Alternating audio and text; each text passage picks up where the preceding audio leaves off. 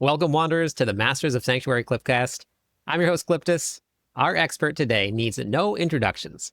He's a Diablo legend, a longtime Diablo partner from the days of Diablo 3, the king of the barbarians, the man himself, Rob2628. Rob, welcome to the podcast. Hey, thanks for having me, man. Welcome to the Barb Nation, everybody, of course. Yeah, welcome in. I'm super excited about nice, this. nice hoodie, dude. That's looking really Thank good. you. Thank you. Thank Let's you. go. Got to represent the Barb Nation today. Hell yeah.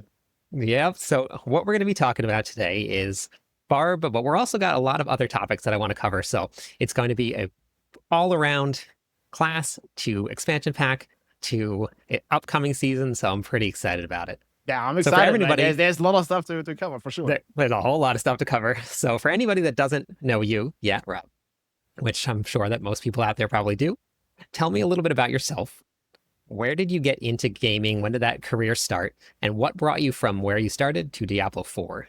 All right. Yeah. Hey, everybody. It's Rob here. I like to play ARPGs, in particular Diablo. I started actually as a teenager, or as a kid, I would say, playing Diablo 2. Obviously, that was all like off stream. I'm from Germany, so the internet wasn't the best. I didn't stream Diablo 2. It was like single player.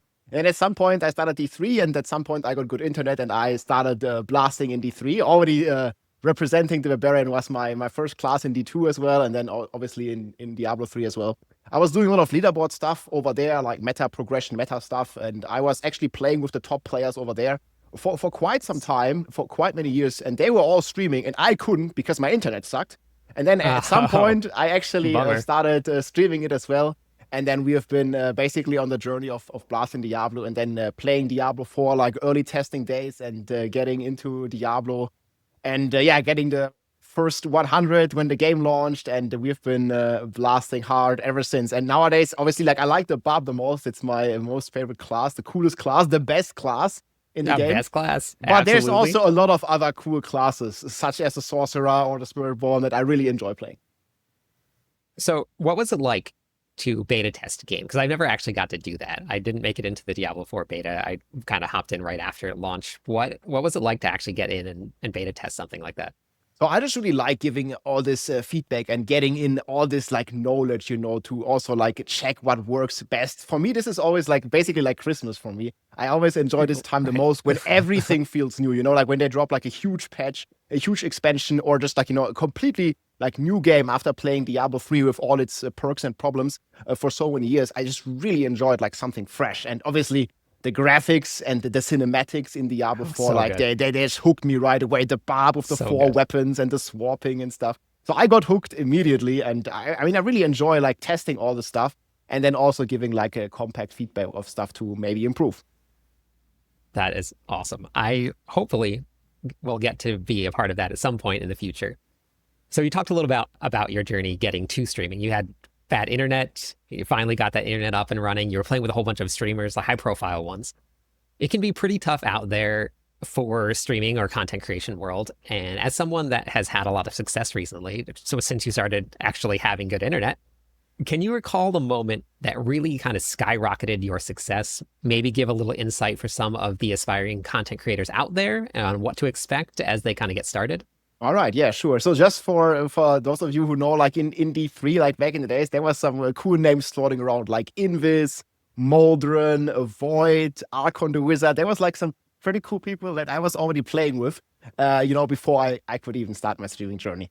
And then the internet finally came to Germany properly. Nice. And we Nice. could stream as well. And I instantly started basically being on trying to be on the top of the leaderboards there. And that worked really well. But obviously by that time, that was I think 2016 or something, 4 years or something after Diablo and also the Reaper of Souls expansion was already done. The hype of Diablo 3 or the interest was not really at its peak anymore. The interest has dropped pretty significantly. Okay. And everybody was already looking, for the next Diablo. And I basically kept streaming and I kept doing my stuff. I had I don't know, a couple hundred viewers at the time playing Diablo. At launch, obviously, it was a bit more, but then, in the droughts, it was a bit less. But then when D4 came, I already played, like I said earlier, all the betas. There was also the public betas. We were already doing some crazy stuff, doing multiple Ashava kills or making half damage of Ashava with like 1 upheaval with a level 25 Barbarian and all this kind of stuff. So we were already like, looking into this kind of things. And I prepared myself really well with some friends. Okay. So big shout out to my group as well. Like I'm mainly, I play online video games. I don't really prefer to play solo. If I can, I'm the same. I always want to play with my friends. I always want to play in a party. I really like the social aspect that especially Diablo 4 brings with the open world and like finding people. I also like trading a lot. Obviously, trading has quite some problems in the game. We can maybe chat about it later. But so what basically happened was on the launch, and where I think I really got on the radar, like for a lot of the Diablo 4 enjoyers, was that I was basically the first person before the game even fully released to reach level 100 and also to beat Uber Lilith. So basically, like that was we had the early access. Nice. I think like on the 2nd, I think it was. We just had the anniversary, so I think it was on the 2nd. And then the game officially released like 3.5, 4 days later on the 6th of June, if I remember correctly. And so I was already level 100 after, I think, 55 hours of playing. So that was before the game even released for like, most people. Can you imagine 55 hours of playing the level? Oh man, it was crazy. I mean, we had a wild strategy that we came up with in the betas. Obviously, you have some advantage. Like if you played the betas and the public betas and stuff like that, that's undeniable, right? Like this is in every game. You just have some inherent like knowledge advantage. But I did my best. Like I did many videos, sharing my experience there and like, explaining people of how to level up, how to be efficient, how to play. The best build back in the days was the whirlwind Barb. So yes, it was. I think that was really what got me on the radar. Like we got that. I basically streamed for 30 hours. Then I went to sleep for like, I think I only slept like 4 hours, and then I streamed for another 30 hours, and then at hour 55 of playing, I reached the max level, and then I still kept streaming because there was like some crazy hype. Crazy. I think we had like 20,000 people or something watching on Twitch, and there was like an entire like unofficial. Obviously there was no leaderboard, but there was an unofficial race going on, and we were basically just blasting there, having some interviews with the racers, with other people. And ever since, man, I just make a lot of videos explaining how I do stuff, and I always like to do the meta stuff, the crazy stuff, the one shots, the Barbillions, the Trillions, this kind of stuff. Yep. So, based on your experience, do you think that without having YouTube or outside platforms other than Twitch, do you think that it is possible to make it big, or do you think that YouTube really plays a huge part of that? I mean, you can see the little YouTube award in the background here for you. There it is. Yeah. Great question. So overall, I think it's very hard to get discovered on Twitch. I think it's a huge problem on the platform. I hope they address it in some way. It's way easier, to get picked up by the algorithm on stuff like TikTok or YouTube and these kind of things. You can like pretty much go viral, especially if you do like, crazy stuff. Like obviously you go viral in a niche that is ARPG players or Diablo players. So you can't expect to get like tens of million views, but maybe you can get like 100,000 or something, right? And that's already like going pretty viral for this, Diablo ARPG community. So I think best platforms, and what I would also suggest for other people that start content creation, you cannot only start on Twitch. I don't think it's working. The thing for me is I was already known before I started streaming, like I explained earlier. Like I had, all these in Diablo, they had an in-game leaderboard. It's coming to Diablo 4 soon, so that's a great opportunity. But in D3, we had this not from the start, but since a very long time. And people already, like, of the scene already kind of knew me, from the leaderboards. I was like consistently like in the top ranks there in solo 2, 3, and 4 player with my clan back in the days. And I think that really helped. So my first stream on Twitch right away, like we had like, I think like 110 views or something because we were just doing leaderboard pushing. So I think there's a big opportunity coming up, depending on, of course, how Diablo 4 is implementing those leaderboards. Like my ideal wish would be, obviously, we have some new endgame that is not the pit, because pit has many problems. And we're just going to have some like crazy cool endgame. And we're going to have a leaderboard for this in-game. And then maybe there's an icon where they can click and see the clear, or at least the gear and stuff like that. So that'd be really cool and a huge opportunity. But again, to the question, I think doing multiple platforms is key these days, especially to get discovered. You need to do something crazy. You need to like stick out of the crowd, Yeah, it's true. And it doesn't have to be anything super flashy, just whatever your niche is, whatever you're good at. Flashy things still work very well. Flashy things it doesn't have to, work but you gotta have well. some creative ideas. You gotta do some stuff that other people don't do. I agree. Yep. So most people know you from the time that you spent on the Barbarian. We talked a little bit about that. That was what you first got started. When you first started in Diablo 2, what drew you to the Barbarian class? And then what has been the progressions going into Diablo 4? I mean, I just like to be in the monster's face, like I said earlier, like Diablo 2 was my first game. And Barbarian was actually, you could arguably say, the weakest class in Diablo 2. But I didn't really care so much at the beginning. It was just like the place, like having these mighty shouts and having the weapons and obviously having Whirlwind also in Diablo 2. It was great, man. And I remember that Barbarian versus early Duriel Act 2 fight, like, it was kind of tough, it was kind of challenging. It was. But I enjoyed it so much, man. Like, when I first played the game, like, I don't know, I was like 13 or 12, I don't even remember, like a teenager. And I clicked everything. I picked up every item. I explored every teeny tiny part of the Diablo 2 maps. Everything, dude. And I played all the way until hell. And it took forever, but it was fun, man. It was like one of the best experiences in playing Diablo in my life, because I also had my cousin and my neighbor, and we had like one PC. It was at my neighbor's place, and we always went there to play the game.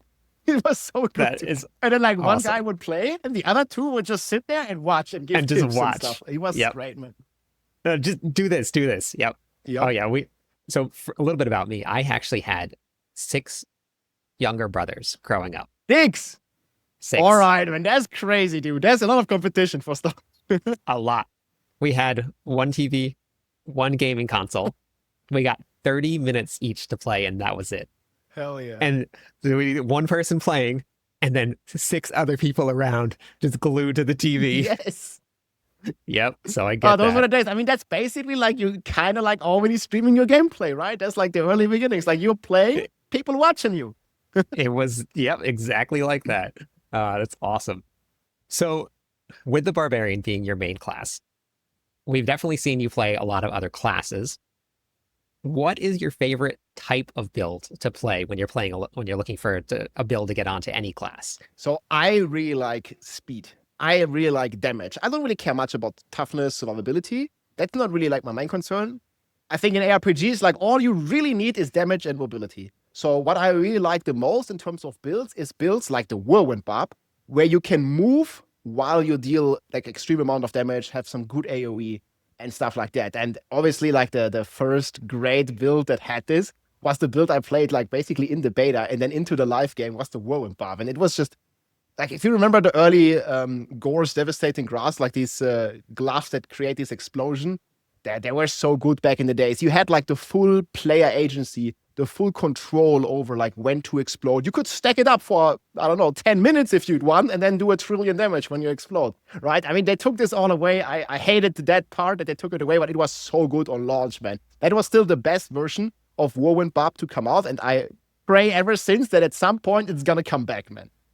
I hope so. I love playing Whirlwind Barb. I really do. Just like zooming around, just constantly spinning. It is just, I don't know why it is so satisfying. Yeah, I mean, it's still fun, but it's not as cool anymore because, basically all your damage is coming not from yourself, from your physical attack, right? But it's coming from your whirlwinds, from your tornadoes, from your earthquakes, or from your pets. But I really liked when it launched that you yourself did the damage, Yep. And I really hope that this is going to change at some point. I give this feedback to Blizzard every chance I get, man. Please make Whirlwind Barb great again. Direct damage. They acknowledged it in one of the recent campfire chats where they really said they want the Barb, to do physical damage with their attacks. We want to be that, like, mighty warrior that actually, like, provides meaningful attacks, like the big Hoda smashes, the big whirlwind. This kind of stuff is, I feel, what the majority, and myself as well, of the community wants. Yeah, I agree. This season, actually, I put together a Hoda build. Just pure Hoda, just built on overpower damage. No earthquakes. No earthquakes. We got it up to 400 billion per Hoda. That's a lot. It's not like trillions of damage like some of the top builds are doing, but there was a small buff to Hoda. I don't know what's going to feel like with what they're going to settle on for changes to overpower, but it was really fun to just walk into the dungeon and smash things with the Hammer of Agents Barb. Hell yeah. Like that felt real fun. I mean, Season 2 was great in that regard. Like the whirlwind plus hammer combination. Man, that was like a 10 out of 10, dude. It was 100%. So you have tested hundreds, if not thousands of builds. Do you think that you can narrow it down to your top favorite builds of all time? Maybe top one, top three? I mean, we already talked about that basically. Like the The whirlwind whirlwind Hoda barb builds, is yes. hashtag Yeah. one.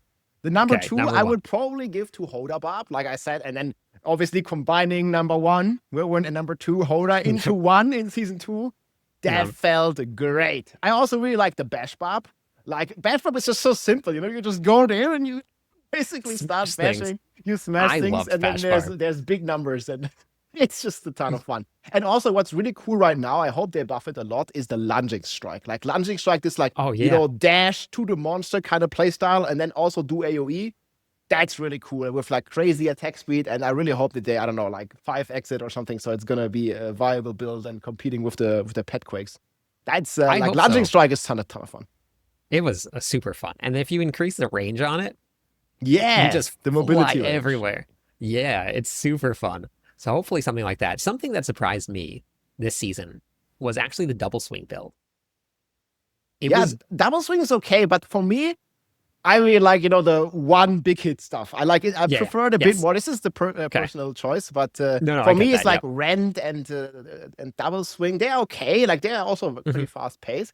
But I really like the big two-hand weapon attacks better. Me too. Yeah. Yeah. Okay, so we know what your favorite build is.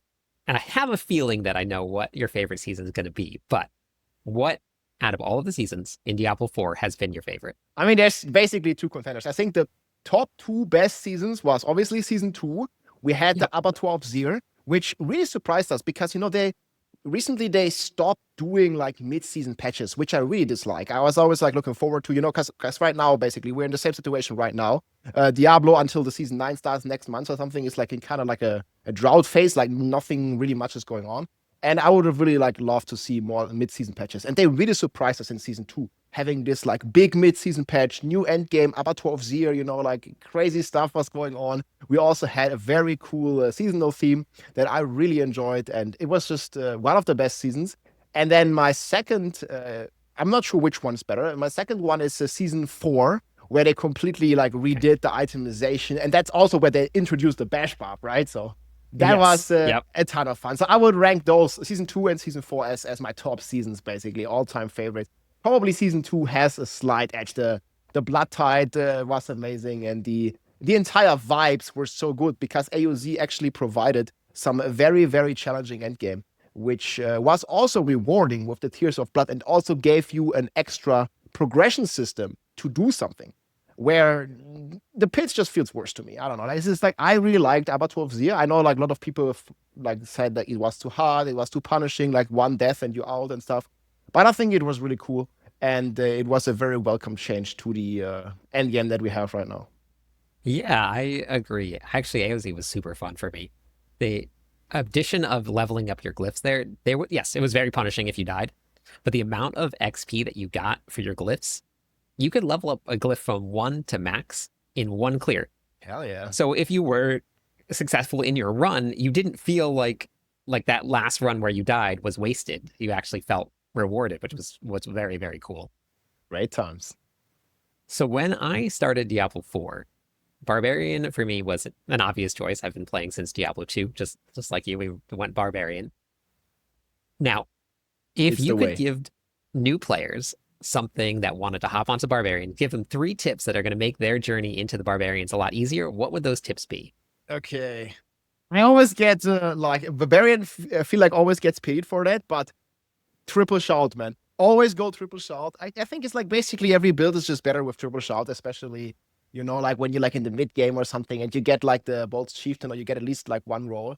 Like use your shouts constantly, use them smart, and they're gonna fix so many of your problems. And I always look around like every good bar build needs to have triple shout. I mean, maybe this is something for the devs to solve, but like right now, I feel like at least 95, if not 99% of all the GG bar builds, like they just have triple shouts, man. And I really Yeah. like the shouts, like the mighty war cry. So that's number 1 probably. Okay. Number 2 would be focus on Fury generation early on. I see like a lot of especially new players. They always ask me like, Rob, how you get the Fury? Like I see you play, but I can't get the Fury. It was like, for example, like in the recent like Whirlwind Petquake build. I got this question so many times. Like, how do you even get the Fury? the resources to even start spinning, right? So I think for newer players, like focusing on something like a Fury on kill on the weapon, or getting some, some basic skills now with the new lunging strike, it's basically very important to make the Barbarian angry and to get some Fury. But you can also Yes, just it get is. hit. Like you need Fury, just get hit. It's a cool Yep. mechanic. But That is yeah, 100% true. I feel like early on a lot of people like struggle with that. So focus on Fury generation, because early on this is just where your damage is coming from, basically, before you have like all the crazy earthquake multipliers. And yeah, I think the third one would be like look into mobility, or look into ways of dealing damage while you move. For example, leaving an earthquake or using whirlwind or something. Because then you can basically make use of all this synergy where you have your shouts, they give you unstoppable, they give you berserking, they give you a ton of movement speed with rallying cry. You're going to be running really fast because you don't really have like a teleport or something, unless you're playing lunging strike. But you really want to be fast and deal the damage while you're moving. That's how you're efficient, and focus on DPS basically. Okay, that sounds good. Yeah, the summoner builds were very, very tough on Fury generation if you didn't know what you were doing. So that's a really, Yeah. really great tip. From competing at the highest levels, which we just talked about, AOZ, to the gauntlet pushes. I remember your very first run of the gauntlet. You topped the leaderboards. I saw that. It was actually And crazy. Like, just a little on that. Like, when we yeah, started AOZ, I remember like people were always like preparing, and a lot of content creators were doing the builds like AOZ ready, this and that, and this class uh-huh, and this build and stuff. And I remember when it launched, like I was playing like an immortal version, like back in the days with the Melted Heart of Selec, actually. Like a very, let's say, beginner. Obviously, it was not optimized, like if you compare it to the last list, but it was a very beginner-friendly build, because we were just basically immortal Barbarian, and we were just using Hoda right. and a bunch of Fury. And I remember, I think we went like all the way to like AOZ 19 on the first days, while most other builds and classes were like struggling clearing 9 or something. It was actually Yeah, crazy. But Barb was really cool back in the days, and I yeah, really and it enjoyed it. And was and I think there was also so many people like joining the Barb Nation, because Barb was so amazing in AOZ back in the days. It was cool. it really was. It was the Immortal Bar makes sense because fighting the three Hellborn that spawned they were so strong. Ultimate challenge, man. So strong. This start in that fight, you had this adrenaline rush right before it started. Yeah, but that So was so much better than the current pit bosses. Like it having was like so good. one boss there being like a damage sponge, and you basically can't die, and he can't die, and no one dies, and the fight takes 10 minutes. It's just stupid, man. It's just boring. Those Yeah. Bloodseekers, man, they were Oh, they Bloodseekers. were Yeah. crazy, dude. They were insane. Yeah, they were really crazy. That season with AOZ, I was actually playing just a regular Hoda Barb, not Whirlwind. Yeah, that was And me. That was me as well in the start. I think everybody, like nobody even knew about this whirlwind hold up before it got popular, like in China or something. yeah, I think that's where it came from. But I don't know how I feel about it, because you would have to like wait for your cooldowns to come up, and then you have to go back in and fight, and you wait for your cooldowns to go back in and fight. Because I wasn't running the Immortal Barb. When Whirlwind Hammer of the Ancients came out, it changed everything. I was It, like, this is the most fun I have ever had. and there were also so many tricks to it, like how you do this rotation, like how smooth can you make it with like force move, animation, cancel, and man, people were cooking on this. It was great It times. it was so And there much was a fun. huge incentive to also cook and develop the meta. Yeah, There was like something yeah. new basically like every day, man. It's like when It Vessel of was Fate came out. It was like new stuff, new stuff, new stuff every day, or new meta. yeah. Yeah, I I miss that, absolutely man. loved it. That's always the most fun to me, like testing all this and seeing all the craziness that's going on associated with this. And, also the collective community, coming together Mhm. and working on this bit, because not you, not me, not any single one person, can come up with this like end game No, build. It's always like a community, like effort, collaboration from different regions, from China, from Asia, from Europe, from United States, from everywhere. People just coming together and like keep improving those builds, keep cooking on them, and it's just cool like to see this like community effort, and then to beat like AOZ 25 finally. It was so cool. no, I 100% agree, and that's what I've really loved about even just starting to create content with Diablo 4 is that the community is incredibly welcoming. They really like sharing ideas and building builds, and you always have the people that are like, oh, well, you just are using this person's build, but a lot of the builds are very similar. And that's the whole point. Like you play a build, you learn it, you see how people are playing it, and then you make a change that you like to do, or share all of your findings. It's pretty cool. Yeah, I mean, I keep hearing something similar like that. I mean, obviously, give credit where credit is due, but Of course, yeah. nobody owns a build in a video game, right? Like, I see Nobody this does. like so many times, dude. Like, but like you're playing this and this person's whirlwind build. Like what? We Yep. played whirlwind like 20 years ago. If anything, Blizzard made a whirlwind build. Like, what are you talking Yes. about? It's Yeah, so I crazy completely sometimes. agree. Yeah. Just play the build you like to play, and if somebody else came Yeah, up yeah. with it, obviously you can give them credit for it, but it doesn't really matter. Like you're playing a build, you're playing a video game, you're having fun. Yeah, and overall, I like just coming together and working on this problem, like as a collective, as a community, like that's the yeah, coolest, you know. And I 100% agree. So there back is to the obviously question. there's Oh wait, one go ahead. second, there's like Yeah. a lot of Yeah. you know, obviously like there's a little bit drama here and there in the Diablo community, but overall it's exactly like you said. You know, the ARPG and in particular here the Diablo community, I feel like there's, you know, I would say like they are like quite mature people. You know, they're not like looking at Fortnite or something where you have like a lot of younger people play. Like here, I think we Yeah. have a lot of like 30, 40, maybe even 50-year-olds or something that are playing. Some grandpapas maybe as well. And Hmm. you know, people are generally like very like friendly and very welcoming in the community. We don't really have this like, you know, PvP community in like Dota or something like where there's like an, you know, like an elbow society. And here I think it's more like, you know, we work together to have fun and to slay some demons together. And that's just way cooler and way more like positive to be a content creator in than in some of those like, let's say PvP communities for my No, I money. 100% agree. Yeah. I actually have one of the officers in my Discord channel. She's in her 70s. She's still gaming.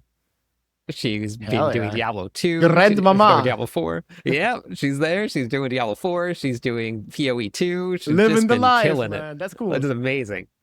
Yeah, so good.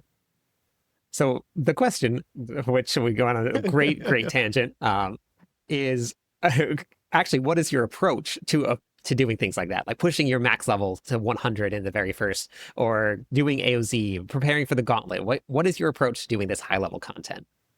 Okay. In short, I would say town is lava and focus on DPS. So Okay.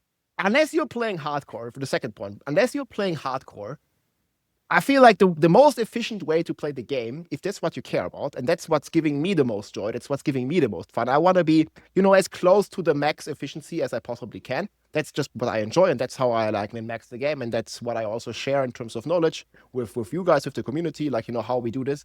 And I really like, you know, focus on damage. Like toughness doesn't really matter. My motto is like, if you can one-shot them, they can't one-shot you. So you just one-shot them Right. first, and you're good, you know? So that like that was also like in AOZ in the end, like we went like, okay, Melted Heart was cool for quality of life, but in the end we went Banished Lords and we went like full DPS basically, Tybet's Will and all that stuff. So this is in the end always the way, and I think it's almost in every ARPG, but especially in Diablo, you just want to focus on damage and just kill the enemies before they kill you. And this is like how you can achieve, I think, overall better and higher clears. And then obviously like don't think about it so much, you know, don't stand in town like, you know, for half an hour trying to like, you know, roll like 5% more armor or get this teeny tiny thing. Like just do the next run, keep blasting, and you're gonna get experience, you're gonna get paragons, you're gonna get new items, you're gonna get gem ups, and you're just gonna be so much stronger, you know, if you just keep going, especially you know, in the first week of the season or something. Like that's also how I get to Paragon 300. I just don't stand in town, you know. Whenever I'm talking, like I don't know, like to the chat or something, I'm reading questions. I just like, you know, meanwhile I just play a run. I don't know, I do something. Yeah. Yeah, it's definitely a grind to get there. And I don't think people understand quite how much time it takes and how much you have to just kill monsters. Yeah, it's like, you know, for me, it takes about 100 hours to get to Paragon 300, but that's like Okay. very efficient playing. And like, you know, let's say the same person or a similar person, like he puts in this much time. And if he, you know, is like, you know, not that efficient or standing in town, it can take more than 200 hours to reach Paragon 300. Yeah. And easy, it can maybe even take 300 hours, you know? It just really depends on what you're doing and what your priorities are. But for me, again, that's just how I like to play and how I like to enjoy the game, you know, like, other people might be different. They might be looking at more here, the nice graphics, and you know we're gonna chill. And it's just the individual, like what everybody wants to do, basically. Yeah, no, definitely. I've actually never hit 300, but I think one season I'm probably going to start going hard. And it's also And gonna accumulate, right? Like over yep. time. What Paragon are you right now in the, or like what was your highest in the season?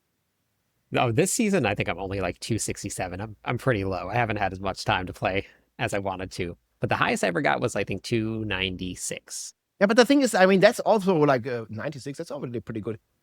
But that's almost there. What? Like it's like Almost there. Yeah. Yeah, I was almost there. Yeah. Okay, but yeah, so in non-season you're already 300 then. Yeah. Oh yeah, on Eternal. Okay, so you're basically you're Eternal. Yeah. You're basically 300 and 296. Yeah, I mean, you're definitely basically there. And the thing is, like, this is also a bit of a problem. Like, there's not really like a crazy incentive, after like I don't know, like 270 or something. Like, I just do it because I just enjoy it. I would even like to see it go more and be harder, but like it's just completely optional anyways. Like nobody needs to do this. It's just like a cool, like personal small achievement if you want to do it. Yeah, I think it would be great if they just added one more board. Yeah, just one more. One more board. But I also think, and this is a really big issue, and I'm gonna make a video about this here in the next days as well, and be very vocal about it. I really feel we have a big problem with experience and with rewards in general. Like what Blizzard did last season, they basically made the pit scaling so crazy that like most people are capping out around pit 100, maybe 110 if they're really pushing it. Right. But the problem is they completely forgot, or they just didn't do it. They didn't scale the rewards with it. So it's completely unreasonable in terms of being efficient or, improving your character to do any high pits. It's a complete waste of time. And I really think they need to increase the rewards for high and challenging content. Basically, the most efficient, the best way to play the game right now is to do content that is in no way challenging to your character. You want to run like pit 70 or something. Pit 69 I was always running because it's a great number. Yeah. Now we were just running pit 69 all the time to Paragon 300. And people always ask me, why don't you do higher? It's just not worth it, Like the monsters, they get like 20-something% more HP and you get 1% more XP. It's like you're basically losing experience if you're going up, and you're not getting any more greater affixes. You're not really getting many more obols either. So I really feel that Diablo has a big problem there, where I would want the most challenging content to also be the most, or at least more rewarding than it is right now. Yeah. Yeah, and with the changes that they had in Season 9, where they're going to be increasing by Torment tier, I think that they're starting to think about it at least. So maybe that's going to be something that we'll start to see. Because at least the concept was thrown out there. I don't know how it's going to feel and when we actually go live in the season, but at least it was thrown out there. So talking about Season 9, it's just around the corner. As always, there is mixed views from the community, as every season brings. How much are you expecting the change from the PTR to the live version? And what do you think the seasonal mechanic is going to do? Do you think that, because we haven't seen that yet, do you think it's going to be a game changer? So obviously I have my wishes. And then there is what I can realistically expect from Blizzard. And those are two very different things, unfortunately. So I think the game needs a lot of help right now. But I think, like, this is just speculation, but I just think they are holding most of the big updates back for the expansion. Obviously, there's going to be another paywall with the expansion and stuff. And this is just how it works. Like, they just want to earn some money, right? It's just always, unfortunately, how it is.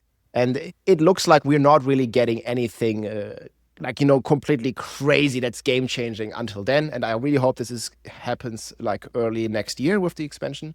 But until then, I think we just have to deal with powers and more powers every season, and minimal changes. Obviously, I really hope, and I think this is also can be expected, that they change the class balance. Like, they gotta fix the bugs first of all.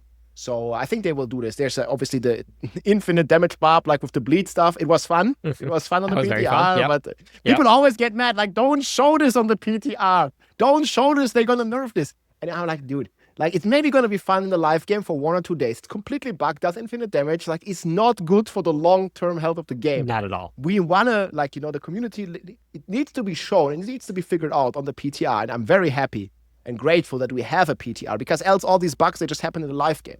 So, they need to fix some of those bugs. Like, there's also Spiritborn double dipping and just double dipping on Shatter, and like all the top builds are always bugged. And this is like one of the biggest problems that I think the game has as well, where basically like the top builds, like, it's not really like about, how good your character is. It's just always about knowledge of what's bugged. Like, where is the problem in the damage calculation? Right. Like, what can you do there?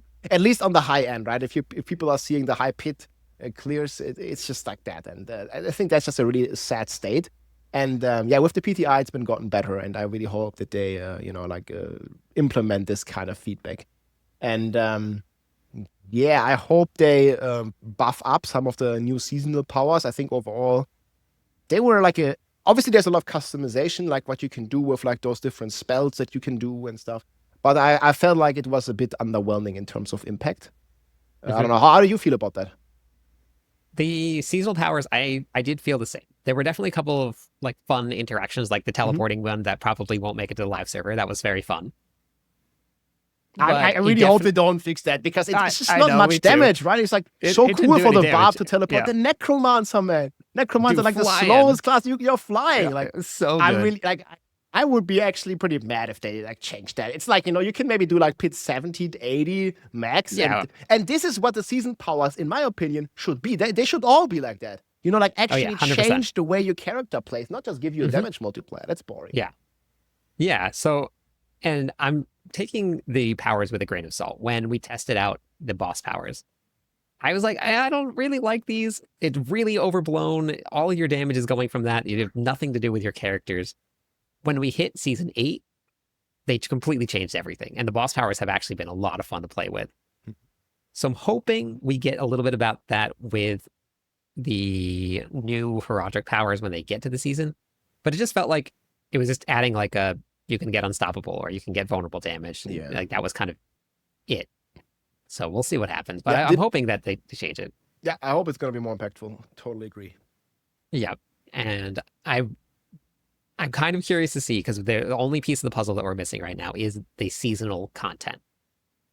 There were a whole bunch of stuff laying around all the nightmare dungeons that we couldn't interact with. The heraldic strongholds, I'm hoping they change this because they didn't drop Obdicite. At least Yeah. not that I saw. So I don't Was it know. called the strong rooms? Strong It's rooms, the strong yes. rooms, Sorry, not yep, strongholds. yeah, I yep, strong was like, rooms. wait, Yep, what? no, you're Verdict right. Yep, strongholds? Okay, yep, no, you're the right. rooms. Yep, Yeah, strong yeah, rooms. totally. Yep. Because I mean, basically the reason to go to Nightmare Dungeons, at least right now, is to get Optoxide, and then it seems like you're taking a break from that and just doing this strong room that doesn't even give any Optoxide. It just doesn't make sense.